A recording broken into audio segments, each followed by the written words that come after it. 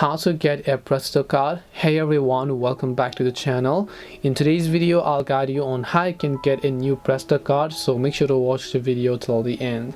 If you want to get a new Presto card, it's actually very simple. Just go to prestocard.ca and I'll make sure to drop a link below. Just make also sure that you're logged into your account. And after you've done that, make sure to click the profile icon from the top right and then just go to this option known as account. And when you come to this account option, you should be able to see manage my cards section here. Once you come to manage my cards, on the left hand side you'll find order a new card. So all you have to do is simply select order a new card option over here. Once you select order a new card, right over here you can see your new Presto card, which is a $4 non-refundable fee. All you have to do is you must load a minimum of $0.05 or load a transit pass when you buy a new card.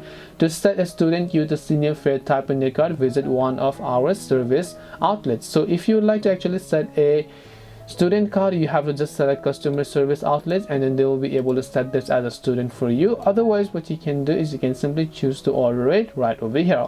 This way you'll be able to go ahead and then order your new Presto card. Hope this video was very helpful.